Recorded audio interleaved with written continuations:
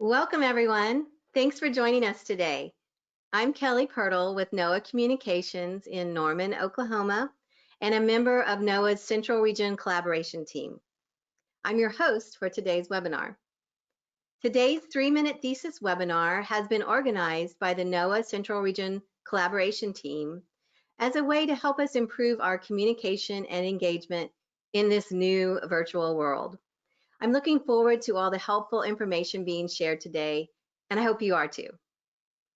The webinar format is based on a model used by universities across the country as a way to briefly share information about a project, initiative, or research. Each presenter you will hear from today will have 3 minutes and just one slide to cover their topic.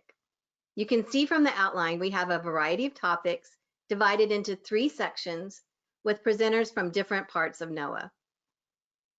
After each section, we will take a break for questions from you, our audience, for each group of presenters. And we will have a few minutes at the end for all panelists to respond to your questions. At any point during the presentations, please submit your questions in writing using the questions pane on the GoToWebinar panel. Bethany Perry, our wonderful coordinator for the NOAA Central Region Collaboration Team, will collect these questions for our Q&A sessions throughout the webinar. Get your questions in early. We are recording today's webinar, and it will be available for viewing by anyone who was unable to attend today. We'll let you know where to find it. We'd love to get your feedback on this event. Please take a moment at the conclusion of today's webinar to complete a very brief survey. All right, we are pleased to kick off our webinar with Michelle Olson, who goes by Mickey. She is the Social Science Program Coordinator in NOAA Research's Weather Program Office, where she helps find, fund, and foster collaborative social science research. Mickey has conducted social science and risk communication research related to disasters and meteorology, and she has taught classes related to communication theory, interpersonal communication, and public speaking. She's going to start us off with some best practices for virtual and mediated communication. Take it away, Mickey. Thank you. I'm very excited to be kicking us off. So whether we were ready for it or not, COVID-19 has pushed us into the realm of maximum telework and has exercised our comfort communicating through technology. Therefore, to stay effective and inspired in our work, we need to hone our virtual communication skills. So for this presentation, I'm going to discuss some best practices based on previous communication research for writing online messages, such as those that we send through email or instant messaging. Click, please. So diving right in, our written online messages should be clear, concise, and complete. So these are best practices in quote normal times, but become even more vital when communicating online. So first, your message needs to be as short and concise as possible. This is because it is much harder to keep people's attention online than face-to-face. In fact, research has shown that people will read only about 50% of an email. So try to keep your message all on one screen, which is about 25 lines or less. You can do this by avoiding things like excessive detail, extra modifiers, and repetitive words.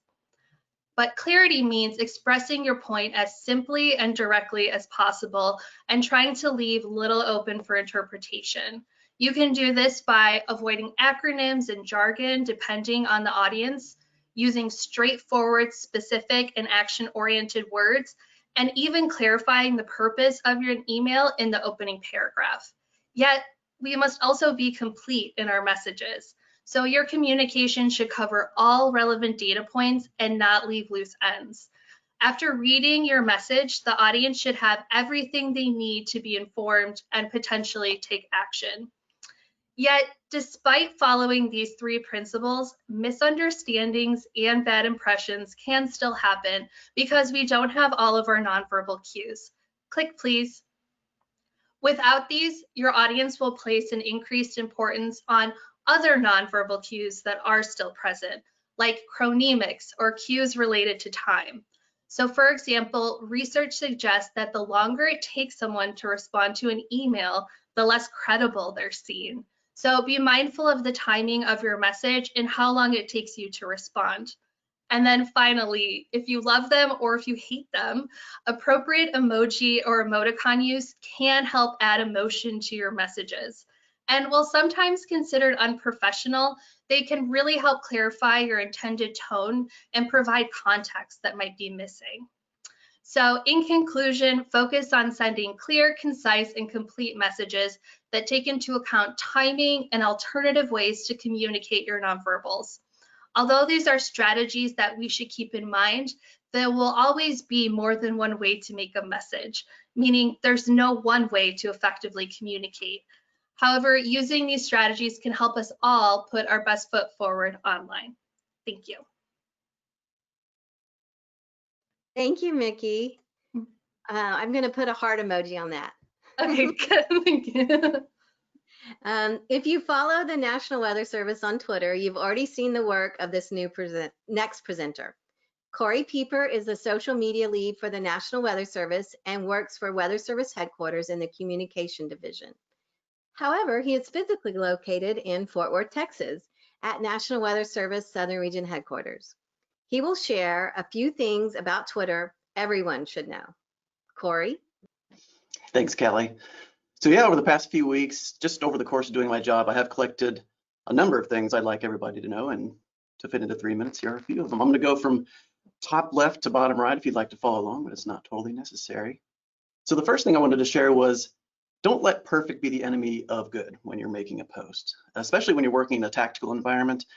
You're going to need to get information out pretty quickly. I mean, ideally, we're going to have a great link with every tweet or a fantastic image, but that's not always the case. And that information still needs to get out there in a timely fashion. So go ahead and push it out. You can always follow up with either a quote retweet, ideally, of your own information with something to expand upon it, or even reply to yourself and make a thread. When you're posting, don't do so in a vacuum. It's good to set up a trusted team. In the communications office, we have sort of a predetermined team of 4 of us. And we have an open, what we call our scratch pad all the time, just a Google Doc that's usually blank, but every once in a while we'll throw some posts in there, we'll chat, and we'll basically bounce the idea off of one another, really try to hone the words, get the message right, get it all right before we send it out. And that's a huge help to not only avoid missteps in communication, but just avoid little things like spelling errors and things like that. On Twitter, it's okay to repeat yourself. That's fine. You know, an average tweet has a shelf life of maybe 10 to 15 minutes, sometimes a little bit longer depending on the algorithm. But really, when it comes to critical information, it's okay to repeat yourself. You want to mix it up a little bit for those folks that are really following you carefully so they know that you're not just repeating yourself, but it's okay. Don't be afraid to ask other folks to help amplify your messages, whether it's trusted government partners or other NOAA line offices. Generally speaking, people are going to be very glad to help out, and don't be afraid to help others out if they ask you, because your account is important too, and you have followers that are diverse from other folks, and so you could really help spread that message. But also don't be afraid to say no, because sometimes other folks' messages don't really fit our mission or what you're aiming to do with your account.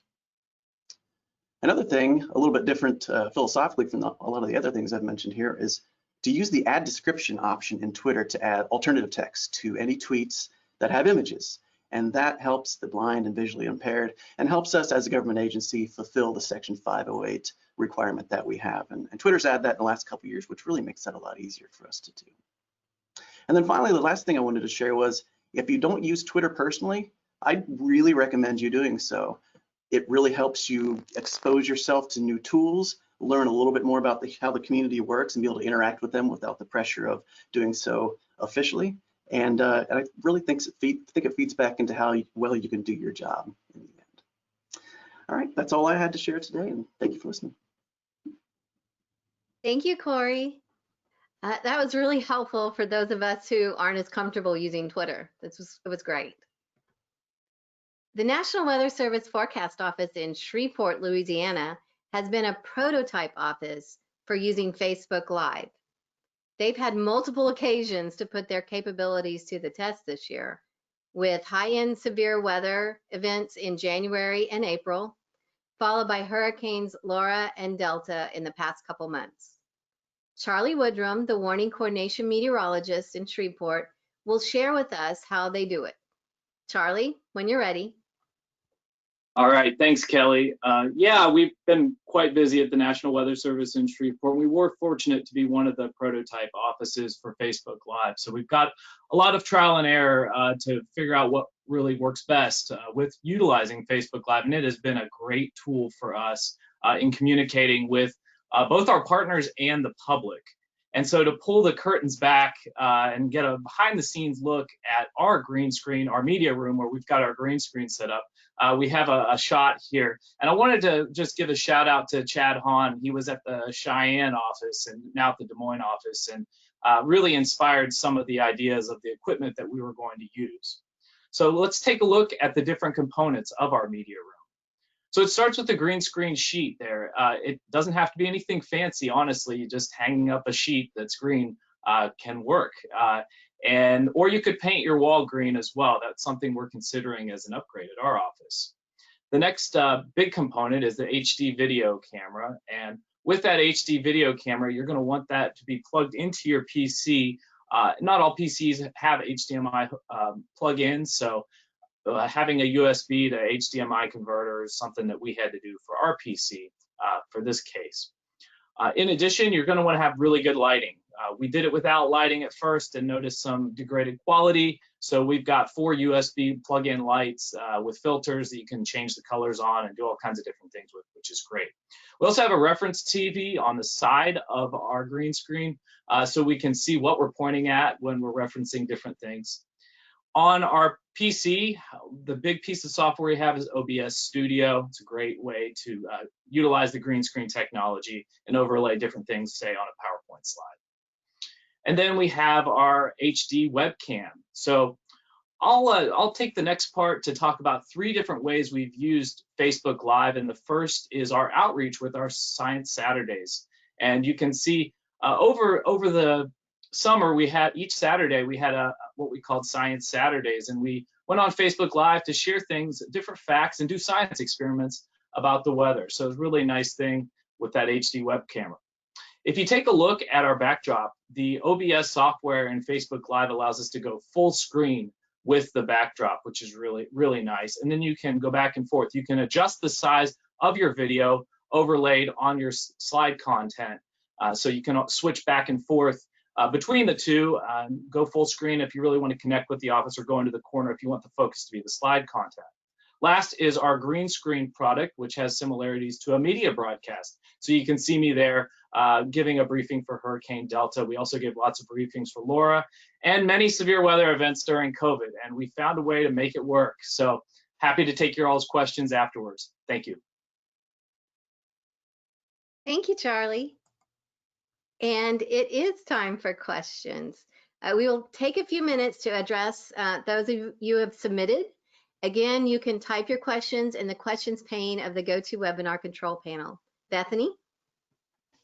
Thanks, Kelly. And if all the speakers would like to come back on camera, we can direct these to you. And Mickey, the first one I have for you is what are some tips that you have for folks to avoid misunderstandings and bad impressions online? Oh, okay. That's a great question. The first is to be very careful with using dry humor or sarcasm, because with that, you really need the corresponding nonverbal, such as the tone of your voice, or else this can be misinterpreted. Another one is don't use all caps unless you want to come across as shouting, because that's how it can be perceived. But perhaps most importantly is, if needed, just validate your message. So email and instant messaging doesn't allow you to read your audience and see their reaction. So it's easy to assume that your message is being understood and well received, but that's not always the case, and it can happen. That's why it's important to determine the message you intended to send was the same that was received, and that you're both on the same page with your understanding. Thanks, Mickey. Charlie, the next question is for you. Do you ever use the video setup for recorded video rather than just Facebook Live? And if so, how do you edit? Yeah, we do use it for recording. pre-recorded video. We utilize the OBS software. We've also used Camtasia as well.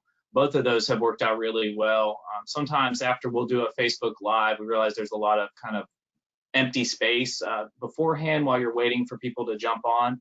And you want to edit that out and then repost it as a video. That's something that we'll typically do. And it's a pretty quick process. Once you get the hang of it, you can really do it all in about 10 to 15 minutes after your Facebook Live's done and produce a video from your Facebook Live. Or you could just pre-record a Facebook Live and post it that way too. Great, thanks, Charlie. And Corey, a question for you. I know 508 compliance is something that some of us might be familiar with, but and know it's important, but not necessarily know a lot of details. So you mentioned using an ad description option. Can you explain a little bit about that and if there's options for Facebook and Instagram? Yeah, absolutely. So yeah, in Twitter, once you've added an image, there's actually a little link now. Like I said, maybe it's about 2 years or so ago. It says add description. If you click on that, it gives you, I think, something like 420 characters. So it's actually quite a bit longer than the average tweet. And you can expand upon that image. So ideally, you're going to describe what's in the image, especially if there are words on the image. You're going to want to try to duplicate the sentiment or the exact words that are in that image, because screen readers aren't normally capable of extracting that information from a graphic that you may have created, say in Photoshop or the like. For Facebook and Instagram, you have a little bit more flexibility. They don't have necessarily the built-in alternative text options that Twitter does, but because the amount of text you can put in posts is so much larger, you have that opportunity to expand upon whatever images you're sharing on Facebook or Instagram right in the post. Awesome, thanks, Corey. That's really helpful. The next question that I've got is for Mickey. How important is it to be on camera during virtual meetings? And can it be construed a certain way if you choose not to be on camera during meetings? That is a great question. I mean, it really depends on the purpose of the meeting, but I think what we all need to do is give ourselves a little bit more leeway to potentially not be on camera. If people aren't feeling comfortable or may not feel like getting all done up that day, because Zoom fatigue, I felt it, and so then I went to go research it, and there's actually a lot of neurological reasons why we feel Zoom fatigue. And so maybe not being on camera and just being able to listen and talk like you would on the phone, we can reduce some of that. So it depends on the meeting, how important it is, but I think we should all give each other a little bit more leeway to not be on camera. Thanks, Mickey. And as a person right now who you're only hearing my voice rather than a picture, I couldn't agree with you more. It's really hard sometimes to manage multiple screens and try to keep that eye contact. So, all right, Charlie, a lot of questions for you, but here's one in particular about using the OBS software. How long did it take to learn, troubleshoot, and is it difficult to use? It did take us maybe couple months to, first of all, get one person on our staff, Aaron Davis from our staff was our expert, and get him real spun up on it. And then he wrote out directions and printed them out and took the time to walk people through it so they could get spun up on it. It's one of those things where you spend a couple hours with it, you've used it a couple of times. You need somebody who has experience with it first, but then once you've done it a couple of times, you start to get used to navigating it. Some of the intricacies, lining it up with the stream key with Facebook Live is one of the things that just kind of threw us off right off the bat, just trying to figure out how to link those two together. But once we got the hang of that, it was more of just kind of adjusting our on-camera appearance with the lighting, making sure we weren't seeing like fuzziness around. And you can do a lot of that adjusting within OBS, which is really nice to really make sure you have a sharp broadcast. And so it's a great program. Definitely would recommend it for these type of broadcasts. Thanks, Charlie. And a quick follow-up question. There are kind of a lot of different options out there to use. How did you decide to use Facebook Live? That was an opportunity we had just as a prototype office in the Weather Service. There was also Periscope. In our local area, we found that we have a lot more Facebook users than Twitter users, and more Facebook followers than Twitter for our local forecast area that covers 4 states. We're more rural, not a lot of big cities. So we chose to pick Facebook Live over Periscope. I know some offices, such as the Lake Charles office, does both at the same time. Awesome, thank you. And then Mickey, a quick follow-up. Someone got interrupted, which I know happens a lot sometimes during presentations, and wondered if you could mention those 3 C's again. Clear, concise, and complete. Yes. Awesome, thank you. And thank you to all of the audience. You guys have got some great questions. I fielded as many as I can with the time that we've got. But right now I'm going to pause so we can continue to the next group of presenters, and I will hold some of these for the session that we have at the very end. So Corey, Charlie, Mickey, thank you so much. We'll see you a little later. All right, thank you so much, Bethany, and everyone for answering all these great questions and great answers. We'll now transition to our next group, starting with a great team. Beth Russell is the Science on a Sphere, I can say that, Science on a Sphere Operations Manager, and Hillary Petticord is Science on a Sphere Education Specialist. They both work in NOAA's Global Systems Laboratory as affiliates for the Cooperative Institute for Research in Environmental Sciences at the University of Colorado. Beth always works remotely from Alamosa, Colorado, and Hillary currently works remotely from Pinewood Springs when it's not under fire evacuation orders. So I'm glad you're in your home, Hillary. Beth and Hillary have been working together for almost a decade to bring NOAA and scientific data literacy to the public through their world-class education tools. Beth and Hillary, tell us about what you do. Well, thanks for having us. Chances are you have heard of NOAA's Science on a Sphere, a 6-foot animated globe developed by NOAA that has been installed in more than 175 science museums and facilities around the world. In a normal year, an estimated 67 million people visit facilities with SOS every year. It's an amazing exhibit for sharing the science of NOAA through its vast data catalog. But we found we weren't reaching all the audiences we wanted to. So we developed a flat screen version called SOS Explorer. And that got us into more classrooms and smaller facilities. Still, we knew there were so many more students we could reach. Given the prevalence of mobile devices in our world today, we decided using them was the way to reach more people. We developed a free mobile app version of SOS Explorer for Apple and Android devices that has over 130 data sets from Science on a Sphere data catalog for anyone to download and explore. As learning shifted to mostly remote instruction this spring, SOS Explorer and the mobile app served as very useful tools for reaching students and teachers. Beth and I have given pretty regular virtual presentations throughout this work at home time using SOS Explorer. We posted them on Facebook and YouTube. You can also find a gallery of these on the sos.noaa.gov webpage. We've reached thousands of people and covered topics such as marine debris, climate change, seasons, and astronomy, and only using the data sets that come with the free app. We found that when we had students download the app and follow along, we could guide them through the data sets in an engaging and meaningful way. It also encouraged them to come back later and explore on their own. Within the app, users can load data sets, spin the globe around, pause and play the animations, use the analysis tools, and view supplemental links when available. For a more guided experience, users can step through the provided tours that link data sets together into a story with text narration. Themed scavenger hunts are also available for those that want to dig into the app in a fun way. Our development team has also been working on creating beautiful and timely data visualizations highlighting NOAA research. We have added some of these to SOS Explorer as tours, which you can follow along and interact with. Two examples are Monster Saharan Dust Plume about the Saharan air layer and Hurricane Genesis, as well as Her Smoke in the 2020 fire season, explaining a little bit about how NOAA tracks drought, fires, and smoke.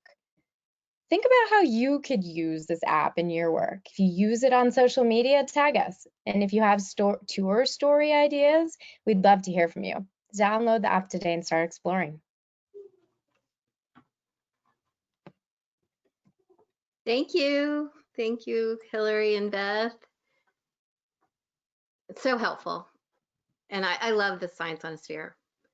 Next, we'll hear from Tricia Ryan, Manager of the National Ocean Service Office for Coastal Management's Training and Engagement Program. Tricia helps coordinate and support dozens of meetings, large and small, that are now being held online. She is a trainer and facilitator by practice and holds a master's degree in organizational development. Tricia? Hi, thanks, Kelly. I'm here to share some ideas on how you can become more comfortable about being online all the time as we adjust to being virtual for the long haul here. I bring to you some strategies that are based on how our minds and bodies work and a little bit of the neuroscience behind it.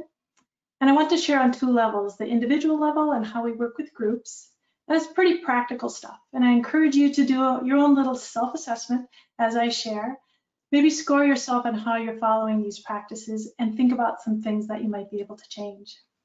So to get started, for yourself, when you start your camera and before you click join this meeting, ask yourself, how is my on-screen presence?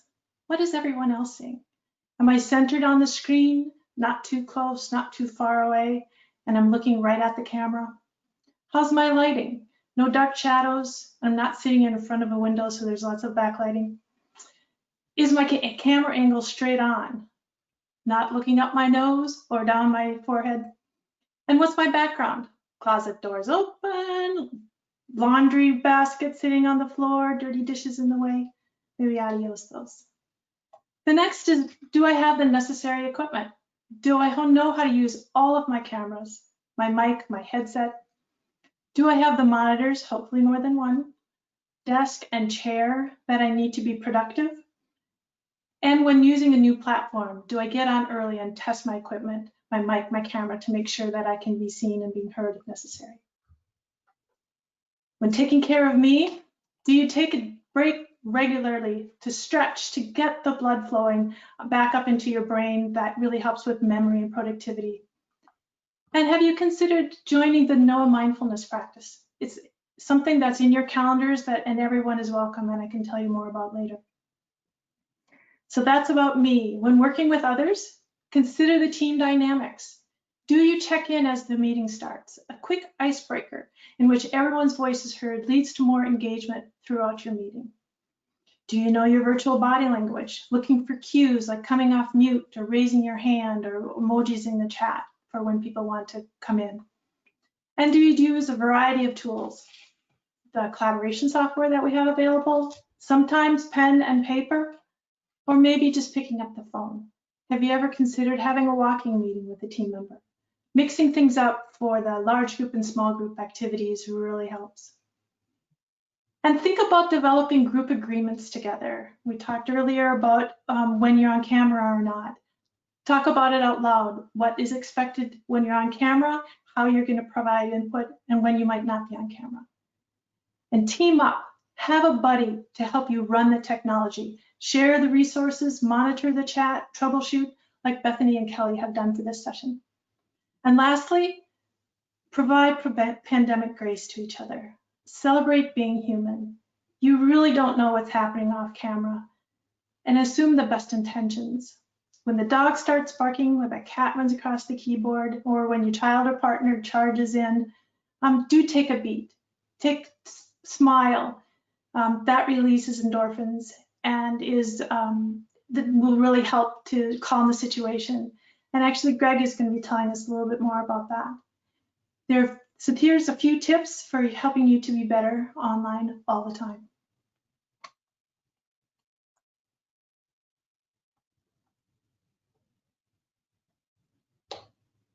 Kelly, you're muted. We should add that was Trisha's artwork on the slide. So thank you, Trisha, for that. That was nice. All right, going to hand it over to Bethany now. Thanks, Kelly, and I'll welcome our speakers to come back on camera for the questions session for you ladies. Beth and Hillary, I'll let you guys kind of decide who wants to answer what, but this first one is a question about the difference between SOS Explorer and the mobile app. Yeah, SOS Explorer exhibit was the first one that we actually developed. And it's definitely a better choice if you're doing an interactive exhibit for the public, or if you're looking to make like a conference booth look good and jazzy. The data is locally stored and therefore it's a bit higher resolution. The biggest difference between the two is that we have real-time data and the tour builder software so that you could add your own data sets and create data stories only on the exhibit version. Besides that, we really have tried to make the app and the exhibit very similar. So you are able to access hundreds of data sets straight from the app. And behind the scenes, it's a little bit different, so it streams. So you do have to have a really good, healthy internet connection. Great, thank you, Hillary.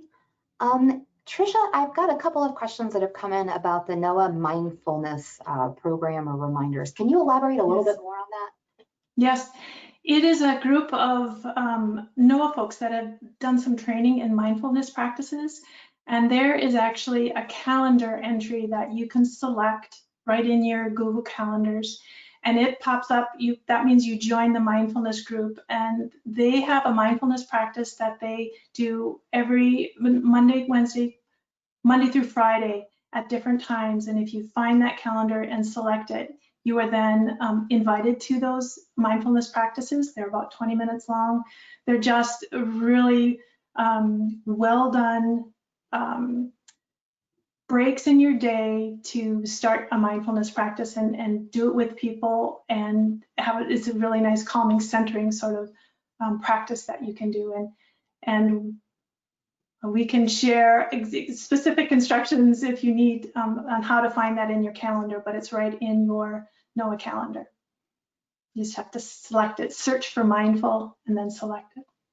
Yeah, and it should be, I believe it's mindful.noaa at noaa.gov if you're looking for that calendar. I see a couple of folks asking for that specifically. So give that a whirl, and folks, if you don't find that by the end of the webinar, shoot another question and we'll help you find that. We'll do some tech assist for you. Yep. Yeah, exactly.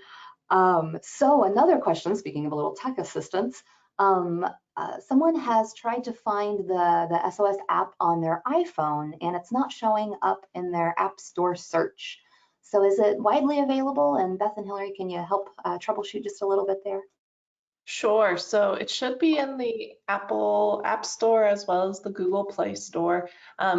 You have to search for SOS Explorer.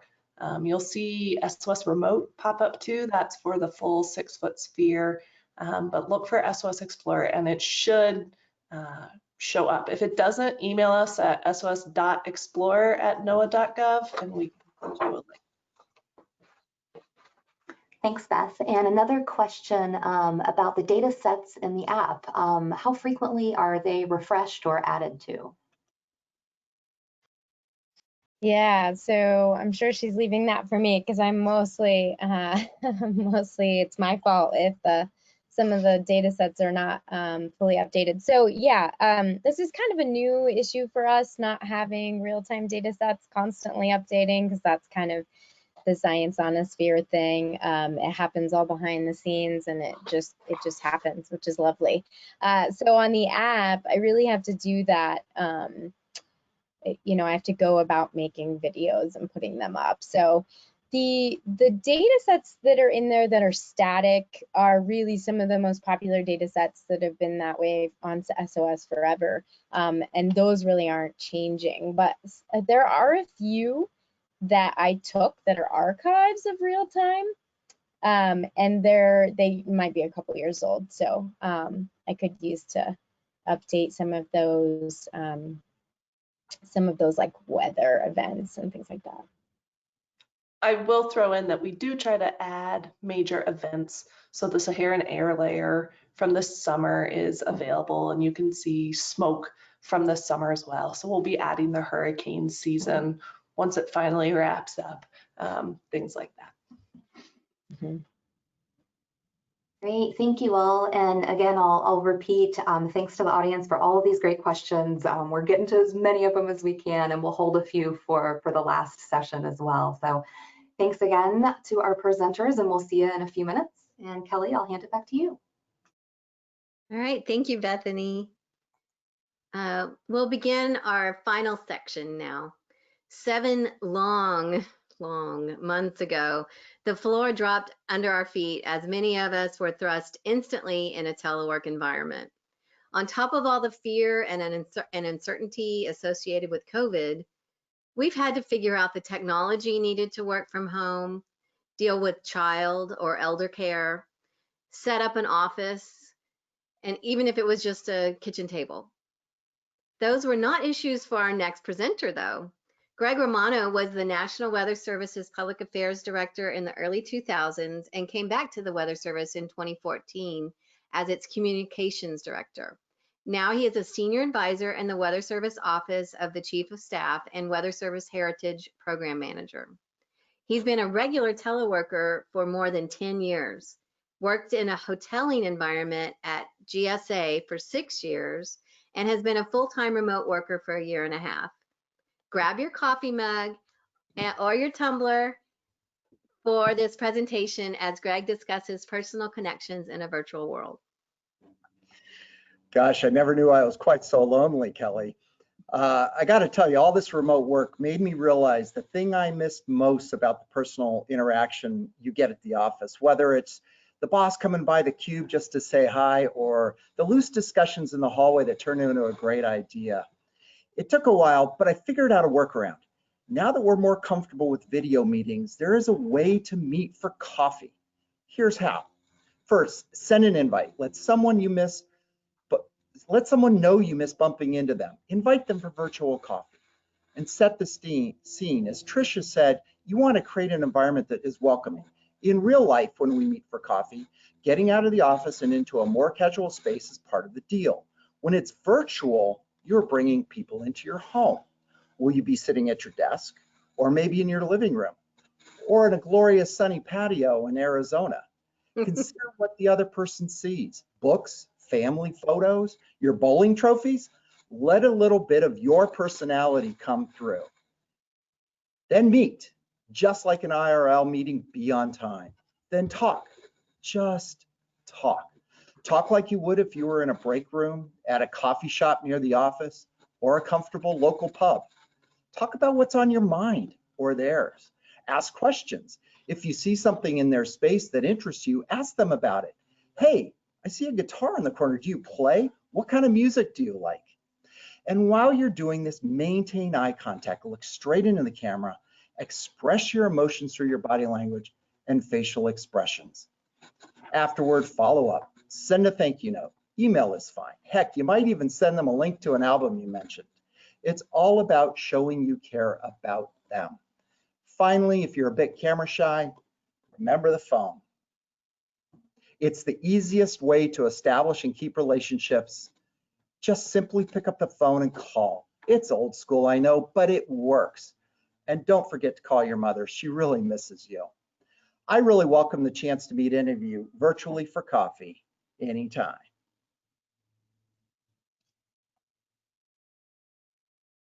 I'm gonna take you up on that, Greg.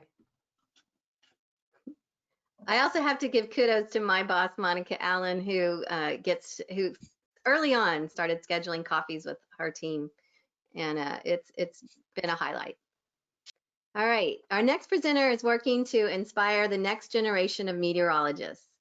Tim Bryce is a senior forecaster at the National Weather Service Forecast Office in El Paso, Texas. In addition to his usual duties, Tim leads a national team of more than 90 meteorologists who teach students across the United States about the weather. He will share with us how he's connecting scientists to classrooms. Thank you, Ms. Kelly. You know, it was 6 years ago when we started in the El Paso office giving these virtual presentations. It was myself and 2 other forecasters, and we started to give these virtual weather presentations over the internet. And the reason we did it at that time was just simply a time-saving measure. You know, it wasn't time efficient for us to drive 3 hours to a school to give 1 presentation to 1 class and then drive 3 hours back to the office. So we did it just to save time.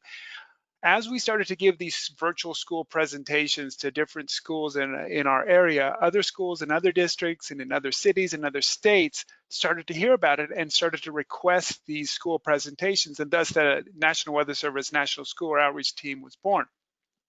You know, what started out with 3 forecasters 6 years ago is like Miss Kelly said, is now has over 90 forecasters. And since July of this year alone, we've either facilitated or given over 150 virtual school presentations. And as you can imagine, in this era of COVID, that there are the presentations are in high demand. You know, but I'm not really here to talk about the National Weather Service National School Outreach Team. I'm here today to challenge you. Well, you know, maybe that's too strong of a word. Maybe to encourage you to make yourself available, to reach out to schools, to give these virtual school presentations. All right, so I can hear you. I hear what you're saying. Maybe even you're rolling your eyes. Another Zoom meeting that I have to sit in on. You know, do you know how many Zoom meetings I have to sit on? And Miss Mickey even mentioned Zoom fatigue is real. I get that.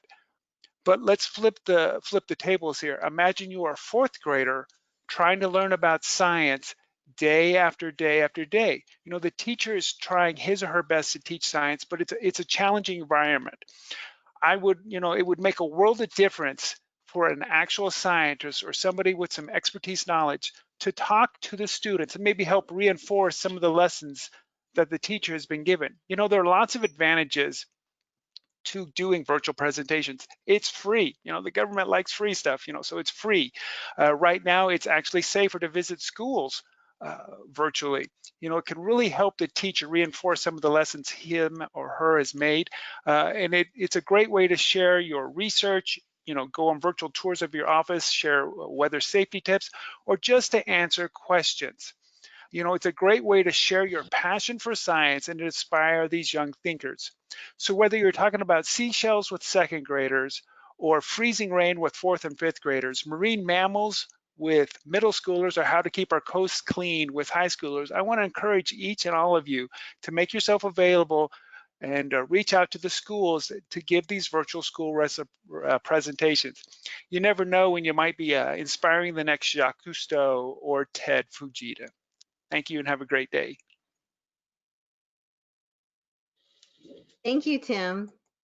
It's really impressive how many people in NOAA are reaching out and making opportunities for our next generation. It's great. Our final speaker is John Ogren, the Chief Learning Officer for the National Weather Service, and also our team lead for the NOAA Central Region Collaboration Team. As the Chief Learning Officer, he is responsible for the training of all the employees in the Weather Service, ranging from new hires to science and technology to leadership development. COVID-19 has certainly caused a dramatic shift in how we learn, and John is here to discuss what has been going on in the world of learning. John? All right, thanks, Kelly. Appreciate that. And Greg, I've got your coffee as well.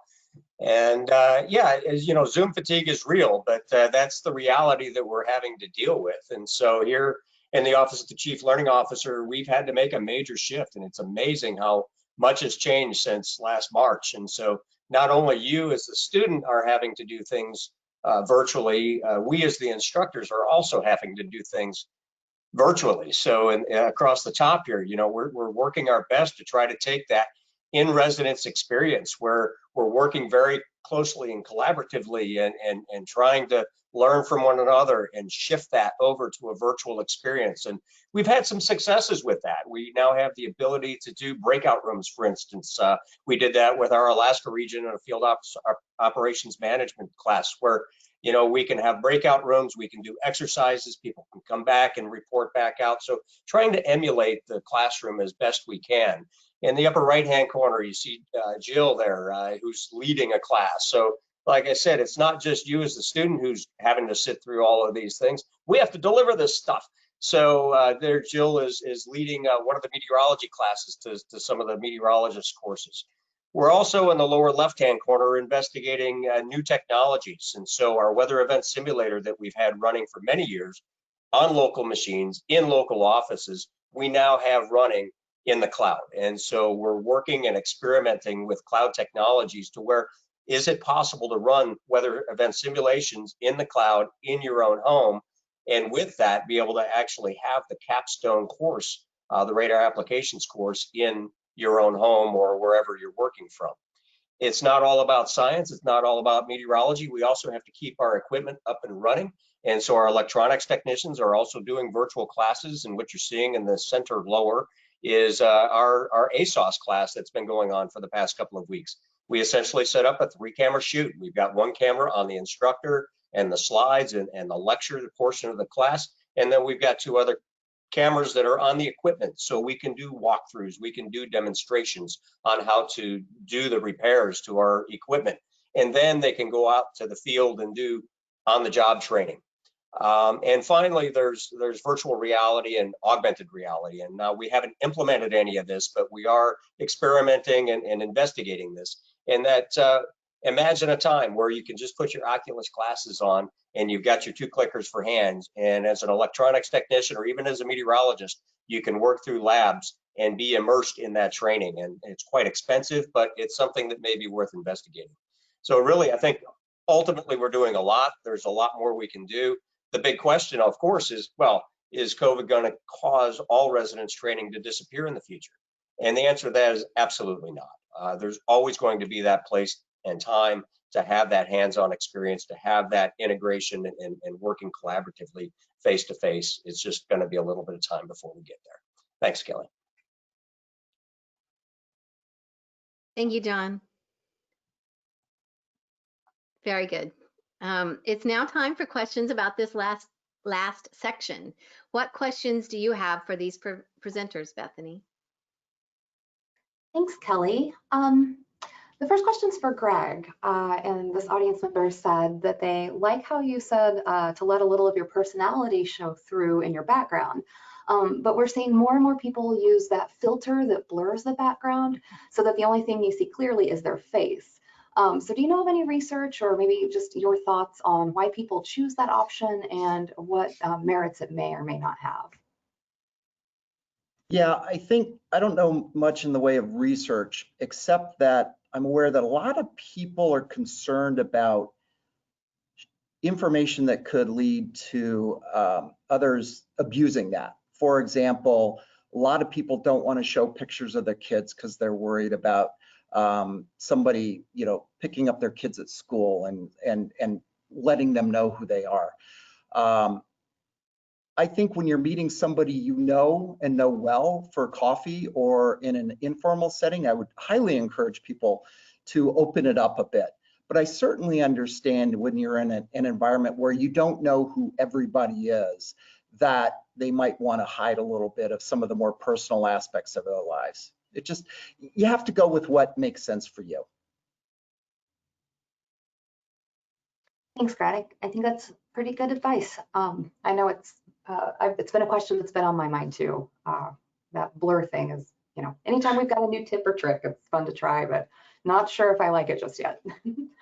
John, there's a question I've got for you. This person would like to know what platform you all use for breakout rooms.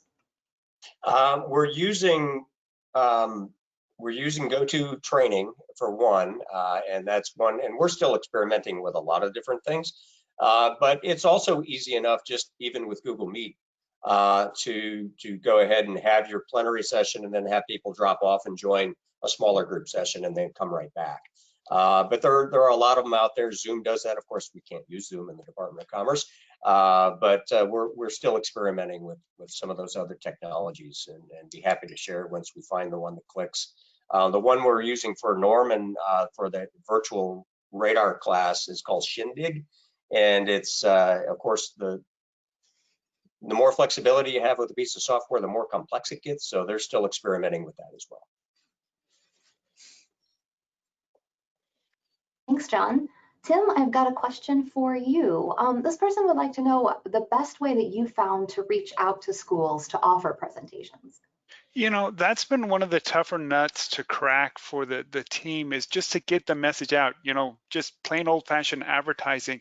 I've developed a network of teachers over the years. If you're in the National Weather Service, send me an email and I can get you on the team, and then that'll get you into all these different schools.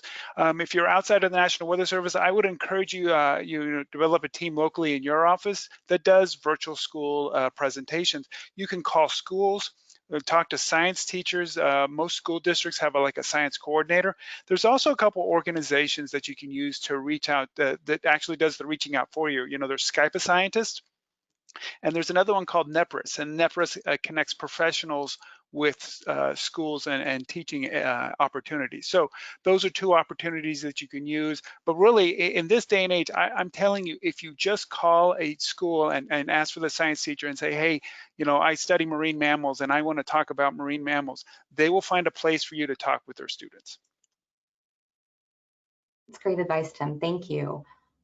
Greg, I've got one more for you, and then I will bring all the presenters back so we can have some questions for everybody. But Greg, I think this is a really good question and something that I know folks are dealing with every day. If you don't have a really good space to meet, for example, I live in a tiny apartment, or my animals are always behind me and underfoot. What do you suggest folks do in that situation?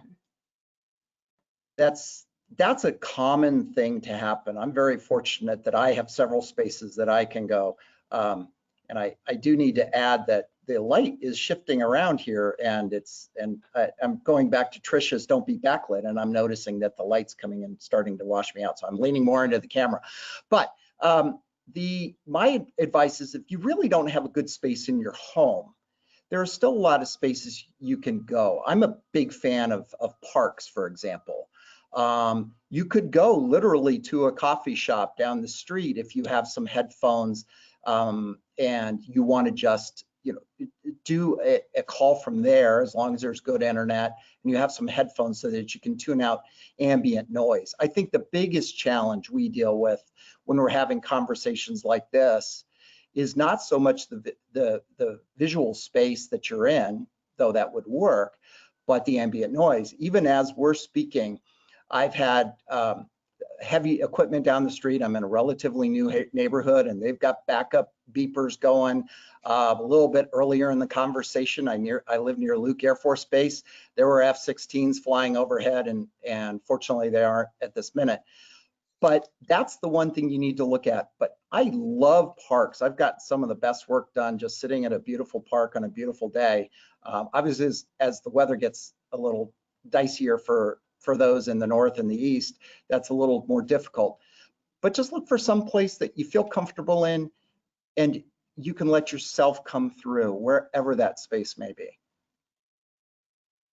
Thanks, Greg. And the other thing that comes to my mind is when Trisha talked about pandemic grace. Just roll with it, right? We all understand we're working from home and doing the best that we can. So, all right, all the presenters, come back on screen if you don't mind. Charlie, I'm going to direct a question to you. There's a lot of folks interested in Facebook Live, and a couple of questions that I got were about dealing with the media market. And let's see, two specifically, how are you unique with Facebook Live so you're not competing with your broadcast partners? And have you had any issues with local media, claiming that you're trying to do their job by doing these briefings during high-end weather? We haven't, and one of the big keys has been developing a strong relationship with our media partners so that they understand what we're trying to do. And the way we frame it is we're doing it for public safety, to get our watch, warning, advisory information out and communicate our hazards to the public so they can understand it for public safety. We haven't had any issues. One interesting tidbit is that a lot of our emergency managers that would normally call into our webinars have told me that they prefer to watch us on Facebook Live because it's easier for them. They can just be laying in bed or out of the house, wherever they're at, and pull up Facebook, get an alert, and watch the briefing on Facebook Live. So there's been a really big preference towards that. We still do our webinars in tandem with those, but we haven't had any issues. I know some other offices, I've heard of at least one that had, but the big thing is just messaging that we're doing it for public safety to get our watch, warning, and advisory information out there. Thanks, Charlie. I know that helps a lot of folks based on the questions that have been pouring in. Beth and Hillary, there's this really great question that I thought was really maybe a good one to touch on. If you guys have ideas or how you're sharing with SOS data sets or other educational products to underserved communities and people with limited internet access or bandwidth during COVID times, and if there's any resources that exist that you could share. So we are pretty strictly limited to requiring internet access for the app. So we're not able to reach folks very well who don't have an internet connection. But we have tried to make it so that it works on as many mobile devices, and that's why we've switched to mobile. The desktop version required a pretty beefy desktop. It was not just your average computer. So switching to mobile was our first step in trying to reach more people. Hillary, I don't know if you have anything else you want to add. Yeah, just that actually a lot of people come to our dataset catalog on the website to look at the datasets. So we have, for a really long time before we had all of these apps and things, we've been making little videos of our datasets and putting them on our website. So you can actually interact a little bit with our datasets just from our website. But so that would be just a cellular connection. And it wouldn't require too much. Our app does work on a cellular connection, but it's, you know, it works better with there are a bunch of other resources though, which I will point out on our education site. We have phenomena-based learning modules that are really cool for teachers, and they're standards-based as well. We've done our whole data catalog in standards as well. We've paired them with standards. Thank you, guys. Corey, there was a question early on that I've been saving for this time. The person wanted to know if the 6 tips that you provided, would that apply not just to Twitter, but to Facebook as well? I've got them down here on my bottom screen. Yeah, I mean, I think all of them, but maybe a couple. You know, repeating yourself isn't ideal on Facebook. The algorithm tends to serve up old information to begin with. So you generally don't want to do that on Facebook. And you know, outside of that, my last tip was to use Twitter. So maybe use Facebook. But outside of that, you know, all the tips line up pretty well. In general, when you're composing any sort of social media, I tend to actually compose it in Twitter if I'm going to do a post on both Twitter and Facebook. And that gives you the opportunity to know it's going to fit within the Twitter's 180 characters right away, get you concise and clean right off the bat, so you don't have to worry about that either once you've transitioned over to Facebook. So. Great, thank you, Corey. And I'd like to thank all of the presenters and speakers today. I will note that the slides will be available, the recording of this presentation will be available, along with some great resources that the presenters have shared, some handouts and tips and tricks.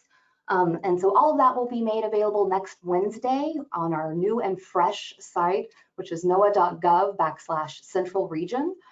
So pandemic grace, you got to give me till Wednesday, but then you can find all this great material there. Kelly, would you like to wrap? Thank you, Bethany.